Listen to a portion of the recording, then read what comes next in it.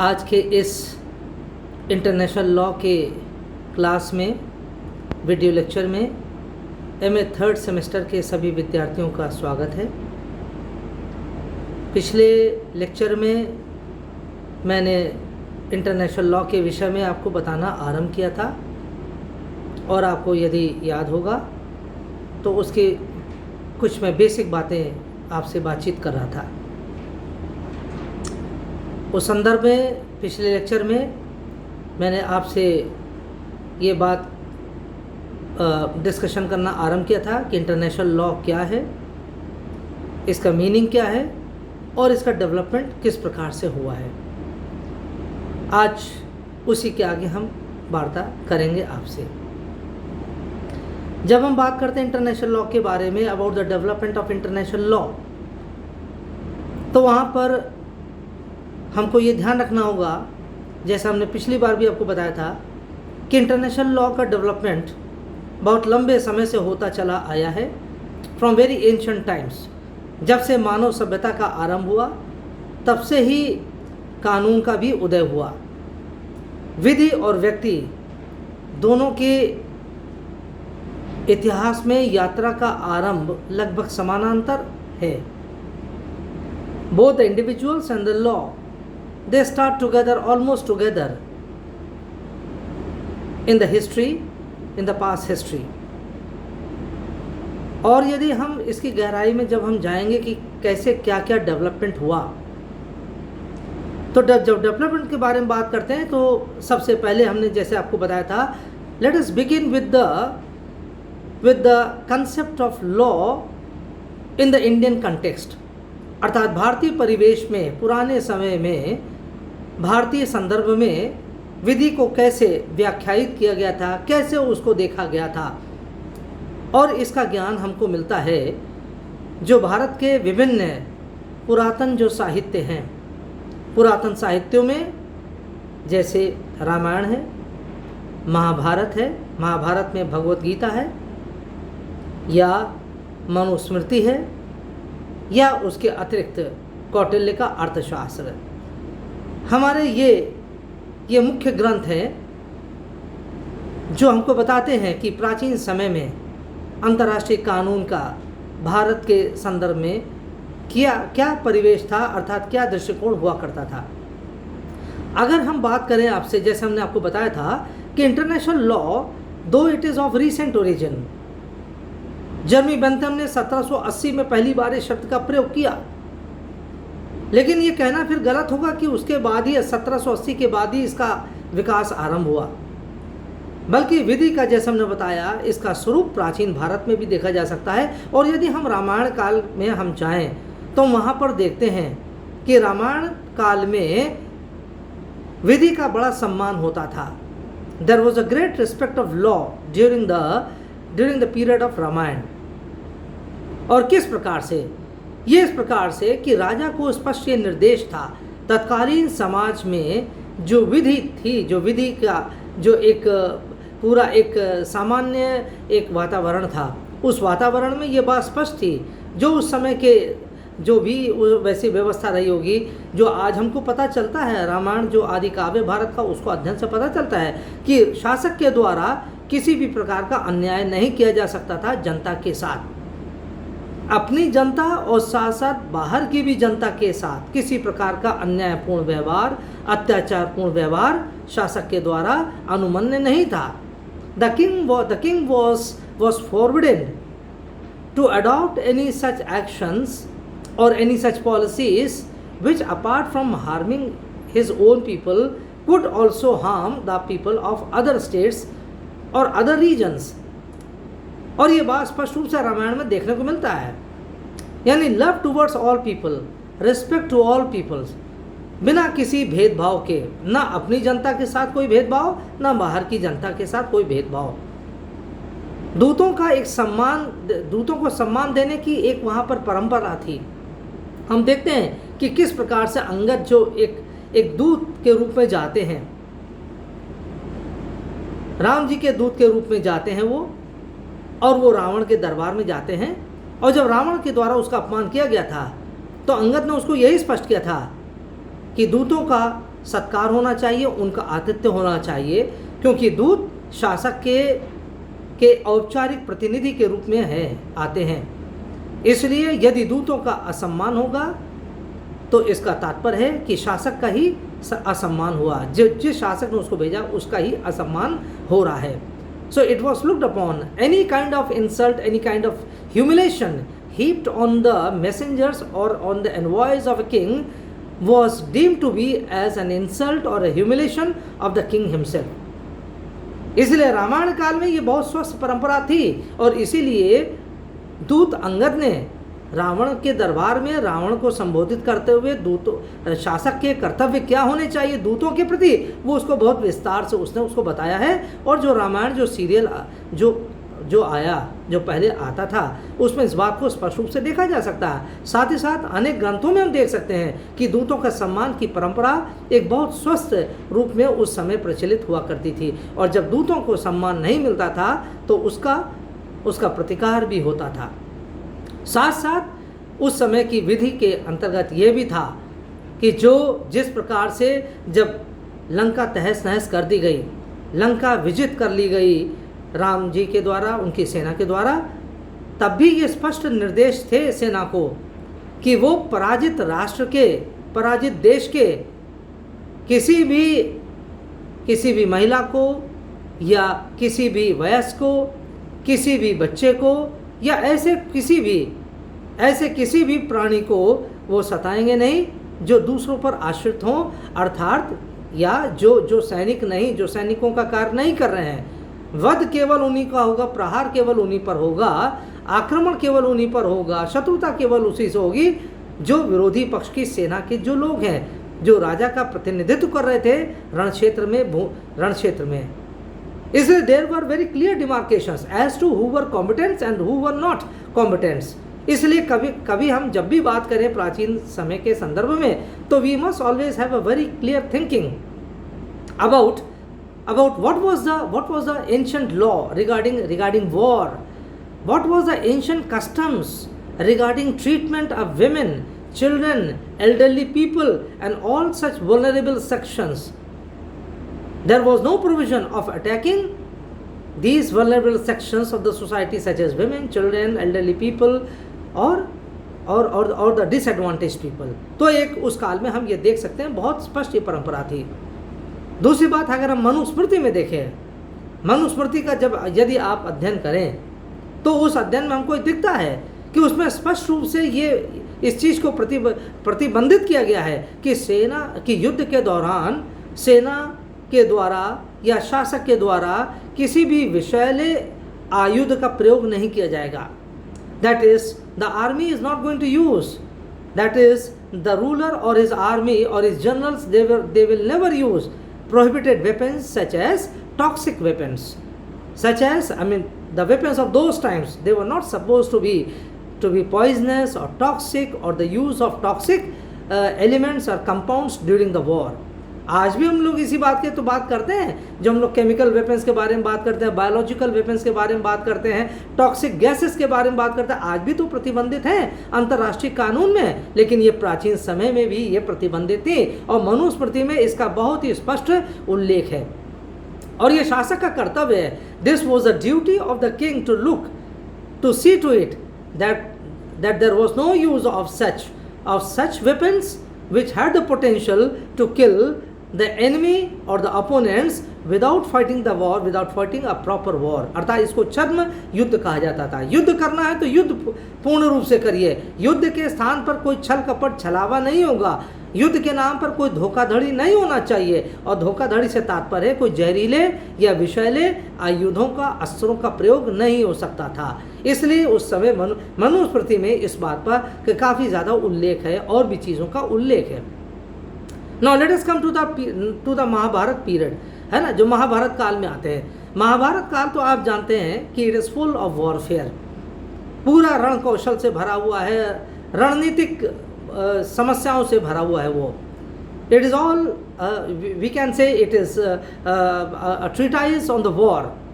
युद्ध से संबंधित एक बहुत बड़ा वो एक घटनाक्रम प्रस्तुत करता है महाभारत। अब महाभारत में जब युद्ध के बारे में बात होती है तो वहाँ पर बहुत clear instructions, again just like Ramayana. और क्लियर इंस्ट्रक्शंस क्या है, आपने भी पढ़ा होगा, आपने टीवी सीरियल्स में देखा होगा, और ये केवल कोई कथा या कहानी नहीं है। This is all what actually happened at that time, and whatever happened during that time, that we today all come to know through all these religious texts or ancient texts. ये महाभारत में जो कुछ लिखित है, उदाहरण के लिए जैसे ये था कि युद्ध का काल, अर्थात युद्ध का काल कब होगा, जब सूर्योदय होगा तभी से युद्ध आरंभ होगा। जब तक सूर्य रहेंगे, सूर्यदेव रहेंगे आसमान में, जब तक उजाला रहेगा तब तक युद्ध चल सकता है, युद्ध की कार्रवाई चलाई जा सकती है। War will continue till the time the sun does not set. जब तक सूर्यास्त नहीं होता है, सूर्योदय से लेकर सूर्यास्त तक का ही ये बीच का जो समय, ये युद्ध काल का समय था। But once there was sunset, there the war had to come to a stop. युद्ध को समाप्त कर दिया जाना चाहिए था, यानी उस दिन के युद्ध को रोक देना चाहिए था, रोक देना होता था। And if the wars were not stopped after the sunset, it was deemed to be as a violation of the war, that was considered to be as an irreligious war, अर्थात वो एक वो क्रूर युद्ध के रूप में देखा जाता था या अधर्म के रूप में देखा जाता था। It was considered to be as a violation of the classical norms of the war, and both the warring parties they took special care that the norms of the war were not to be flouted by either of the combatants. तो पहली बात ये था, जो युद्ध के नियम थे कि सूर्यास्त के बाद उस दिन का युद्ध थम जाएगा, रुक जाएगा। दूसरी एक बहुत स्वस्थ परंपरा थी उस समय महाभारत काल में, और वो ये थी, after the war had stopped, after the sunset, the generals of both the opposing armies they were supposed to meet together. यानी दोनों पक्षों के सेनापति, प्रधान सेनापति एक साथ मिलकर बैठकर उनको विचार विमर्श करना होता था। They were suppose to meet and sit together and try to find out some solution to stopping the war. यानी जो विरोधी पक्ष के जो सेना अध्यक्ष थे, सेना नायक हुआ करते थे, कमांडर्स या जनरल्स, उनका ये दायित्व था कि युद्ध तो जब रुक गया है तो बाहर निकल कर आए अपने शिविरों से और एक न्यूट्रल प्लेस पर मिले, एक तटस्थ स्थान पर मिले, जिसे आप आज के समय में कह ले नो मैंस लैंड, जिसे आप कह लीजिए किसी की भूमि नहीं है, बीच की साझा जमीन है, वहाँ पर उन दोनों को मिलना होता था। और यहाँ तक तो महाभारत में ये भी प्रसंग है कि पांडव पक्ष के जो सेनापति होते थे वो कौरव पक्ष में जाते थे, भीष्म पितामह से मिलने जाते थे। और भीष्म पितामह कौन थे? वो कौरवों की साइड से लड़ रहे थे, कुरु पक्ष की ओर से लड़ रहे थे। तो जो पांडव पक्ष थे, अर्थात जो अर्जुन थे, युधिष्ठिर थे, और जो उनके सेनापति थे, सेना नायक थे, वो सब लोग जाते थे भीष्म पितामह से मंत्रणा करने। और जब भीष्म पितामह की मृत्यु हो गई, उसके बाद द्रोणाचार्य जब हुए कौरव पक्ष के प्रधान सेनापति हुए, then all the generals of the Pandavas, they used to go to the tents or to the side of the Kauravas after the sunset, and they used to deliberate over the war. And they were always trying to shout out. They were trying to, request. They used to request, or they used to ponder with Acharya Drona how to stop the war. क्या इसका उपाय हो सकता है युद्ध को समाप्त करने का। इसलिए ये भी बहुत बड़ी परंपरा होती थी, बहुत स्वस्थ परंपरा थी। और ये कहना कि केवल महाभारत के समय में होता, केवल ऐसा नहीं है। This was a general practice that prevailed during those times. तो ये दूसरी बहुत स्वस्थ परंपरा थी। अब महाभारत काल में देखिए, तीसरी एक युद्ध संबंधी एक बहुत अच्छी परंपरा और थी, और वो परंपरा थी during the war if the combatant lost his weapons, or if the combatant's weapons were destroyed by the enemy, then that combatant was not supposed to be annihilated or killed if he surrendered himself. यानी युद्ध के दौरान यदि किसी सैनिक के हथियार काट दिए गए, ध्वस्त कर दिए गए या विनष्ट कर दिए गए किसी विरोधी पक्ष के द्वारा, विरोधी सेना के द्वारा, तब ऐसे में उस निहत्थे सैनिक पर वार नहीं किया जा सकता था यदि उसने आत्मसमर्पण कर दिया। So long as he was wielding arms, he was a natural enemy for the opposing side. But once he lost his weapons, he was not supposed to be killed if he surrendered himself to the opponent. That was another classical norm of the war. और इसको हमें ध्यान रखना होगा, ये महाभारत में स्पष्ट रूप से मेंशन्ड है कि जब चक्रव्यूह में फंस गए थे अर्जुन, जब चक्रव्यूह में फंस गए और जब उनके वेपन्स डिस्ट्रॉय कर दिए गए बाय द एनिमी, जिसमें कर्ण भी थे, जिसमें जयद्रथ भी थे और भी कौरव के बहुत से पक्ष के लोग थे, उन लोगों ने जब अकेले अभिमन्यु को घेर लिया और उसके सभी आयुधों को, अस्त्रों को, हथियारों को उन्होंने उसको नष्ट कर दिया, तब ऐसे में Abhimanyu was without any weapon.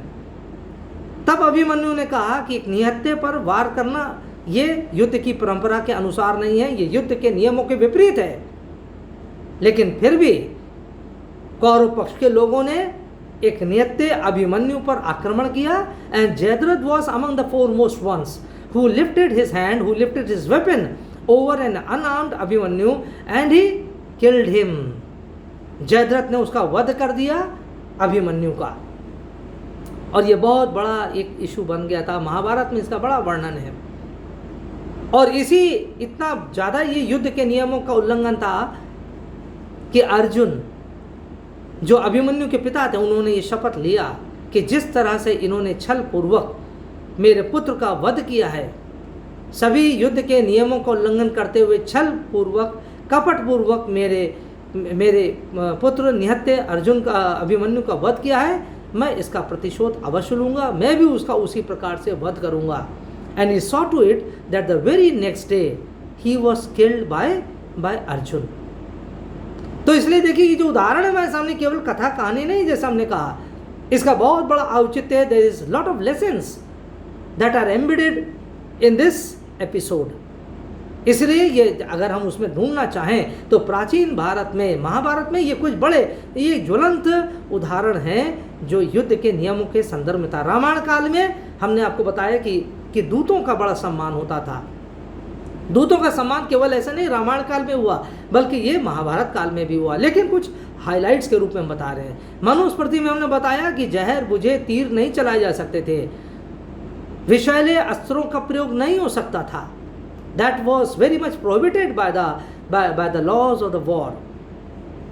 अगर अब हम लोग कौटिल्य के संदर्भ में हम बात करें, कौटिल्य ने अपने अर्थशास्त्र लिखा था, और कौटिल्य ने भी बड़ी कुछ महत्वपूर्ण बातें बताई। कौटिल्य ने भी युद्ध के संदर्भ में लिखा। उसने कहा दो प्रकार के युद्ध होते हैं, एक होता है जिसे धर्म युद्ध कह लें, और दूसरा क्रूर युद्ध। That is one war that was fought as per the norms of morality. धर्म युद्ध का मतलब है कि वॉर कि रिलीजियस वॉर्स का मतलब है कि मॉरल वॉर्स। रिलीजियस वॉर का मतलब नहीं है कि उपासना, ये धर्म, ये पद्धति होना चाहिए, बल्कि रिलीजन उस समय एक मॉरलिटी, एक एथिक्स के रूप में देखा जाता था। आज भी उसी संदर्भ में हम देखते हैं। But Kautilya when he says religious Wars, धर्म युद्ध, इसका तात्पर्य है वो ये बात कर रहा है कि आदर्शों का निर्वहन करते हुए, परंपराओं का निर्वहन करते हुए, युद्ध के नियमों का निर्वहन करते हुए युद्ध का संपादन किया जाए या युद्ध लड़ा जाए। ये जस्ट वॉर जिसे हम कह सकते हैं, this was a just war. और एक दूसरा कहता है क्रूर युद्ध, हम कह लें अधर्म युद्ध, या हम कह लें अनजस्ट वॉर्स कह लें, इम्परफेक्ट वॉर्स कह लें। जैसे वॉर्स को अलग अलग रूप में क्लासिफाई किया गया है, तो जो क्रूर युद्ध जिसको वो कौटिल्य कहता है अपने अर्थशास्त्र में, इसका तात्पर्य है कि unjust wars that are not fought in accordance with the laws of morality, with the laws in accordance with the norms of ethicalism. और कहता है ऐसे युद्धों, जो लोग ऐसे युद्ध करते हैं उनका विनाश कर दिया जाना चाहिए, क्योंकि उसने इस प्रकार के युद्ध को धनानंद के रूप में देखा। धनानंद जो नंद वंश का एक बहुत आतताई शासक था, और उस धनानंद को ही कौटिल्य ने अपने बुद्धि विवेक के बल से और साथ साथ चंद्रगुप्त मौर्य को तैयार करके, एक योद्धा के रूप में तैयार करके, नंद वंश का उसने बिल्कुल से उसको विनष्ट कर दिया, उसका विनाश करवा दिया। और क्योंकि उसने कहा ये नंद वंश ये है पूरे अधर्म की नींव पर ये टिका हुआ है, विशेष रूप से जो धनानंद जो था वो शासक था, वो उसके लिए वो पूरा एकदम अधर्म का वो द्योतक था। इसलिए कौटिल्य ने इसके बारे में बहुत स्पष्ट रूप से लिखा। कौटिल्य और भी बहुत सारी चीज़ें लिखता है। उसने लिखा कि दूतों का क्या महत्व होना चाहिए, दूत का बड़ा सम्मान होना चाहिए। दूत वस्तुतः राजा का ही भेजा हुआ वो एक वो प्रतिनिधि है। दूतों का जहाँ असम्मान होता है वहाँ राजा का भी असम्मान निहित होता है। इसलिए वो कौशन करता है, अर्थात वो दूसरों को सावधान करता है कि कहीं ऐसा दो राज्यों के मध्य शत्रुता इसलिए ना हो जाए कि एक राजा ने दूसरे राजा के दूत का सम्मान नहीं किया, उसका अपमान किया, तो कहीं इस वजह से शत्रुता और बाद में वो युद्ध का स्वरूप न ग्रहण कर ले। इसलिए कौटिल्य ने अर्थशास्त्र में भी युद्ध संबंधी बातों को, युद्ध संबंधी परंपराओं का वर्णन किया। उसने दूतों के बारे में कहा है, जस्ट और अनजस्ट वॉर्स के बारे में कहा है। तो इसका तात्पर्य क्या है? प्राचीन भारत में जो आज का अंतर्राष्ट्रीय विधि है, आज के अंतर्राष्ट्रीय विधि में हम जो पढ़ाते हैं, चाहे वो वॉर पढ़ाएं, चाहे डिप्लोमेटिक एनवॉयज पढ़ाएं, चाहे कंसल्स पढ़ाएं, चाहे हम उसमें चाहे एक्स्ट्राडिशन, चाहे अजाइलम पढ़ाएं, उन सब का बड़ा महत्व है। अजाइलम के बारे में देखिए, आज के वर्तमान अंतर्राष्ट्रीय कानून में हम शरण को भी पढ़ाते हैं, आश्रय, शरण या आश्रय, जिसको अंग्रेजी में कहते हैं अजाइलम, ASYLUM, अजाइलम। अब देखिए, यह अजाइलम यानी शरण एक राज्य का कर्तव्य है कि दूसरे राज्य के किसी व्यक्ति को, जो बहुत पीड़ित व्यक्ति है, जिसको न्याय नहीं मिल पाया है, उसको प्रताड़ित किया जा रहा है, ऐसे व्यक्ति को यदि वो शरण मांगता है तो उसको शरण देने का दायित्व, कर्तव्य दूसरे राज्य का बन जाता है। और देखिए, ये महाभारत काल में बहुत ही क्लासिकल ये एक परंपरा हुआ करती थी। और विभीषण का हम जो लोग एपिसोड सुनते हैं, Vibhishana represents a classical example of a person who was granted asylum by an opponent state, that is by lord Rama's state. Ram ji के साम्राज्य के द्वारा, राम जी के शासन के द्वारा विभीषण को आश्रय दिया गया। ये what is this? This is nothing but we can say a manifestation of a law that prevailed in ancient India. That was the rules of the war, that is the rules of the nations, जिसे हम कहते हैं international law, अर्थात that is law of the international community. यानी एक राज्य दूसरे राज्य के साथ कैसे व्यवहार करेगा, कैसे बर्ताव करेगा, ये सारी चीज़ों का उदाहरण हम अपने प्राचीन भारत में देख सकते हैं। Therefore, international law was not alien to our ancient India, although this nomenclature did not exist. ये भले ही नाम ये नहीं था, लेकिन किसी न किसी रूप में हम आधुनिक अंतर्राष्ट्रीय कानून का स्वरूप हम प्राचीन भारत में किसी अन्य रूप में हम देख सकते हैं, जिसका अभी हमने वर्णन किया आपसे। अब चलिए, now let us come to the Jewish civilisation. Jewish civilisation, Jew से बनता है JEW, ज्यू से बनता है जूइश सिविलाइजेशन, यहूदी सभ्यता। आप जानते होंगे कि यहूदी सभ्यता भी बहुत प्राचीन सभ्यता है। It is almost as old as the Indian civilization. और जो यहूदी सभ्यता थी उसमें एक परंपरा हुआ करती थी, देवर मोनोथीस्ट, यानी एकेश्वरवाद थे, एक ही ईश्वर को मानते थे। जैसे हमारे यहाँ भी तो था ना अद्वैतवाद, एको ब्रह्म द्वितीयो नास्ति, एक ही ब्रह्म है, दूसरा और कोई नहीं है, सब उस ब्रह्म के पुजारी हैं, सब उस ब्रह्म के उपासक हैं, सारे उस ब्रह्म के फॉलोअर्स हैं, मानने वाले हैं। यानी हमारे यहाँ भी एकेश्वरवाद था, लेकिन हमारे ज़्यादा लिबर्टी थी। हमारे यहाँ अद्वैतवाद था, तो द्वैतवाद भी था, तो विशिष्ट द्वैतवाद भी था, तो कई सारे हमारे यहाँ फिलोसफिकल स्ट्रीम्स हुआ करती थी।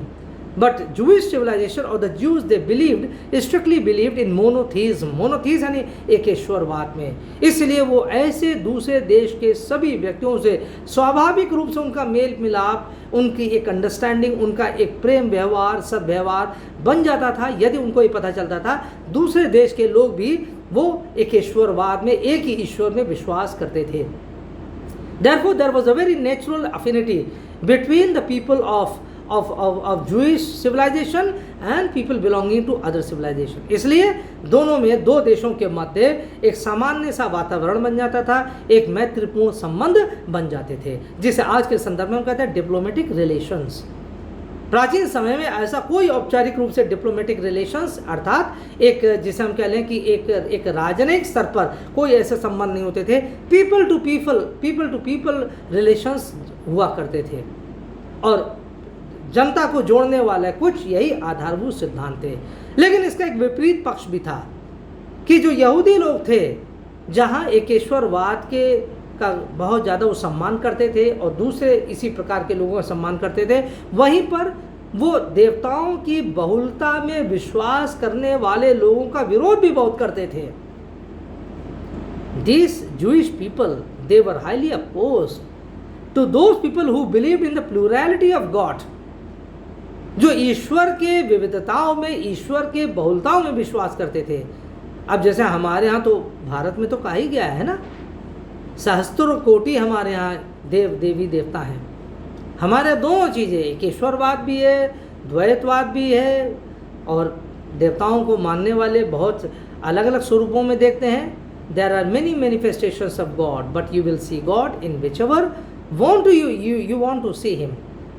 ईश्वर को देखने के बहुत सारे तरीके हैं, विविध प्रकार की फिलॉसफीज हैं, दर्शन हैं, लेकिन आप ईश्वर को जब जब सही मन में, अच्छे मन से आप स्मरण करेंगे, आपको ईश्वर के दर्शन हो जाएंगे। हमारे भारत की मान्यता है, लेकिन ज्यूज में ये ऐसी मान्यता नहीं थी। They were very strictly monotheist and they virtually disliked people who did not believe in monotheism and who believed in the plurality of God. So ऐसे लोगों के साथ, ऐसे देश के लोगों के साथ उनकी स्वाभाविक शत्रुता भी हो जाती थी। तो देखिए, उनके जो अमंग द ज्यूज अधिकांश जो मित्रता और शत्रुता का जो आधार था वो इसी सिद्धांत में था कि क्या वो एक ईश्वरवाद में विश्वास करते हैं कि यह बहु ईश्वरवाद में विश्वास करते हैं। एक तो ये था। दूसरी बात, यहूदियों में भी, उनकी मान्यताओं में, उनकी परंपराओं में भी वो परंपराएं शामिल थी जो भारत में थी, अर्थात स्त्रियों का सम्मान करना, बच्चों का सम्मान करना, वृद्ध जनों का सम्मान करना, किसी को अकारण प्रताड़ित नहीं करना। These were the classical norms of the Jewish community or the Jewish civilizations. और आज हमारे ये अंतर्राष्ट्रीय कानून के अभिन्न चीज़ें हैं। जैसे आपने पढ़ा होगा, यूनाइटेड नेशंस के बहुत सारे ऐसे प्रावधान हैं which call upon the states to respect the vulnerable sections of the society, be they women, be they children, be they elderly people, be they disease people, be they people who are totally dependent on others. बहुत सारे के लोग हो सकते हैं, उन सब के लिए अंतर्राष्ट्रीय कानून आज का और संयुक्त राष्ट्र इन सारे लोगों के लिए एक उदारवादी दृष्टिकोण की, आप कह लें कि के बारे में ये व्याख्या करता है। और यही बात प्राचीन भारत में भी होती थी, यही बात प्राचीन यहूदी सभ्यता में भी होती थी। तो आज हजारों वर्ष पूर्व जो यहूदी सभ्यता थी उनमें ये सारी भावनाएं निहित थीं। तो ये थे जूइश सिविलाइजेशन के बारे में। अब थोड़ा सा ग्रीक सिविलाइजेशन के बारे में आ जाए, अर्थात थोड़ा यूनान वासियों में के देश में चले, यूनान के देश में चले, यूनानी सभ्यता में चले, अर्थात प्राचीन जो यूनानी सभ्यता थी, यूनान की सभ्यता में भी इसी बात के चीज़ों को हमें देखने को मिलता है। यूनानी सभ्यता में आपने पढ़ा होगा, it was a very liberal civilisation. यूनान से तात्पर्य है एंशिएंट ग्रीस, उससे तात्पर्य है एथेंस। एथेंस ये वो लैंड था जहाँ से the great classical Greek thinkers emerged, जैसे सुकरात, जैसे प्लेटो और जैसे अरस्तु। ये जो तीन स्तंभ हैं, ये तीनों स्तंभ यूनान के एथेंस नगर से ही निकल कर आते हैं। यही एथेंस उनकी जन्म स्थली थी। इसलिए during the ancient Greek civilisation there was, you can say it was an age of enlightenment. वो बौद्धिकता वाला एक समय था, और ये माना जाता था कि there were number of city states, नगर राज्यों की संख्या बहुत ज़्यादा थी, 200 से लगभग अधिक थी, जिसमें से 158 नगर राज्यों का अध्ययन स्वयं अरस्तु ने किया, अपनी पुस्तक पॉलिटिक्स में किया, उनके संविधानों का, सरकारों का अध्ययन किया। तो ये माना जाता था जो विभिन्न नगर राज्य थे उनके मध्य न्यूनाधिक रूप से, यानी कम या ज़्यादा रूप से सामान्य संबंध बने रहने चाहिए, क्योंकि एथेंस तो इस बात का वो पैरवी इसी बात की करता था, वो इसी बात का वो चैंपियनशिप करता था कि नेचुरल रिलेशनशिप होना चाहिए। स्पार्टा का विरोध इसीलिए था एथेंस का कि वो लोग छल बल का बहुत प्रयोग करते थे। स्पार्टा से तो एथेंस की बराबर लड़ाई चली और स्पार्टा ने कई बार एथेंस को हराया भी था, और संभवतः यही कारण था कि अलेक्जेंडर ने ही set out on a world conquest, दुनिया का को विजिट करने के लिए उसने अपना अभियान छेड़ दिया, और उसमें सबसे पहला निशाना स्पार्टा का था। जबकि उसका गुरु कहता था कि नहीं, एथेंस से बाहर जाने की जरूरत नहीं, बाहर तो सब पूरा बर्बरों का देश है।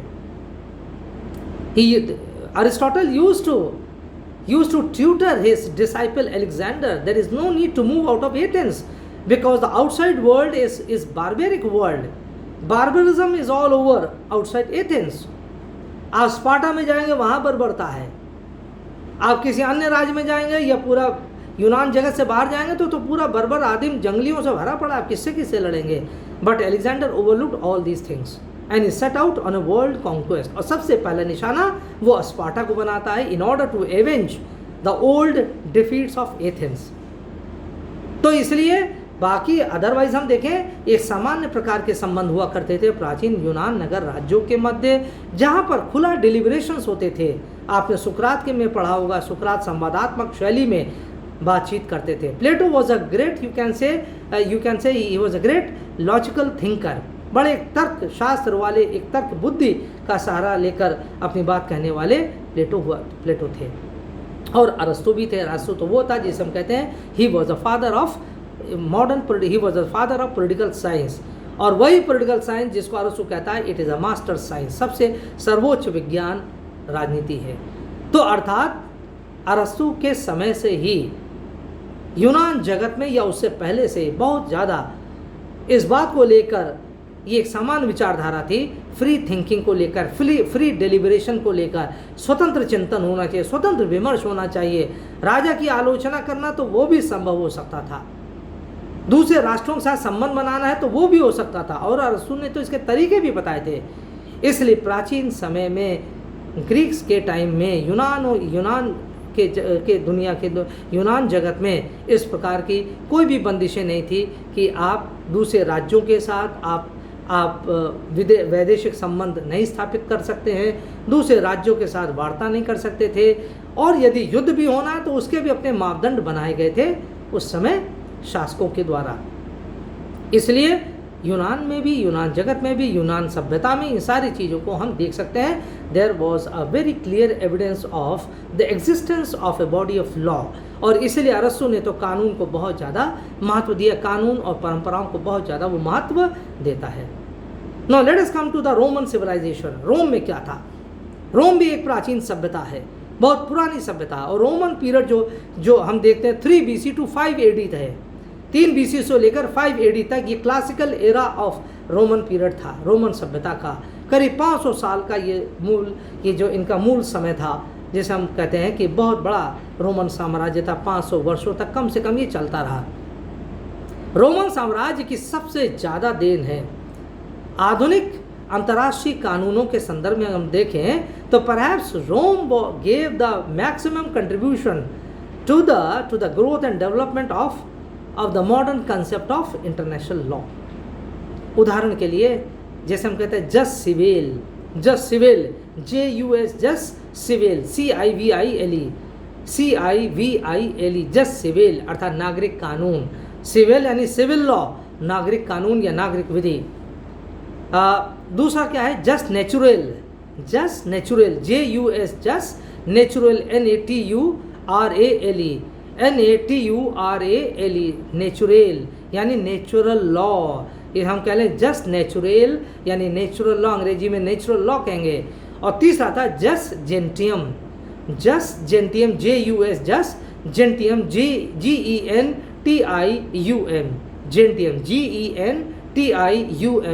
GENTIUM, जेंटियम का मतलब है लॉ ऑफ नेशंस, जिसके बारे में हम आपसे अध्ययन कर रहे हैं। लॉ ऑफ नेशंस यानी फिर कौन से हो गए? सिविल लॉ, दूसरा हो गया नेचुरल लॉ, और तीसरा हो गया लॉ ऑफ नेशंस, या जिसको आधुनिक रूप में हम कहते हैं international law. These 3 kinds of laws they were for the first time properly systematically expounded और propounded by the philosophers of the Roman period. और उसमें चाहे सिसरो का नाम ले ले, चाहे सिनेका का नाम ले ले, और भी बहुत सारी, या पॉलीबियस का नाम ले लें। These were the leading thinkers of that time. Cicero है, सिनेका है, पॉलीबियस है, तो ये सारे कुछ महत्वपूर्ण विचारक थे उस समय के, जिन्होंने नेचुरल लॉ और इन सारे प्रकार के नियमों के बारे में विस्तार से बातचीत किया। थोड़ा सा और अगर हम इसके आगे बढ़ें, रोमन पीरियड के बारे में थोड़ा सा और बात करें, इन्होंने 3 प्रकार के कानूनों के बारे में स्पष्ट किया। अब और अगर हम ये बात करें तो हमें ये देखने को मिलता है, they also explain the types of war. Types of war अर्थात कितने प्रकार का युद्ध हो सकता है। रोमन पीरियड में इस बात की चर्चा हुआ करती थी, किन आधारों पर युद्ध हो सकता था। पहली बात उन्होंने जस्ट और अनजस्ट वॉर के बारे में उन्होंने बात कहा, अर्थात न्यायपूर्ण युद्ध और अन्यायपूर्ण युद्ध। न्यायपूर्ण युद्ध कौन होगा? न्यायपूर्ण युद्ध के लिए उन्होंने कुछ परिभाषा, कुछ आधारभूत उन्होंने पैरामीटर्स डिफाइन किए। पहला आधार क्या था? उन्होंने कहा if there was a violation of the treaty, यानी रोम का शासक यानी रोमन साम्राज्य यदि दूसरे किसी विरोधी से, अपने शत्रु से लड़ेगा, किन आधारों पर लड़ेगा? What will be the grounds of the war? उन्होंने कहा पहला आधार ये होगा यदि किसी संधि का उल्लंघन किया है, वो संधि जिसमें रोम और किसी दूसरे राज्य के दोनों की सहमति थी, लेकिन दूसरे राज्य ने इस संधि को तोड़ दिया। तो पहला आधार क्या हुआ? The violation of a treaty that was signed by Rome and others. और अगर दूसरों ने रोम की संधि का उल्लंघन किया है तो ये अर्थात ये युद्ध को निमंत्रण है। War was then inevitable. दूसरा क्या था? If there was a violation of the privileges और द इम्यूनिटीज और the honour of the envoys. जो अभी हमने आपसे दूतों के बारे में बात की उसे कहते हैं एनवॉयज। तो अर्थात यदि दूत या एनवॉय का, यदि रोमन शासकों के, अगर रोमन जो रूलर्स थे अगर या रोमन एम्परर से अगर उसके किसी दूत का असम्मान होता है दूसरे राज्य में जाकर, तो ऐसे में वो युद्ध का कारण बन जाएगा। इफ द एनवॉय और if the representative of the Roman king was insulted upon by the opponent state, then that state would become a target of attack by the Roman king.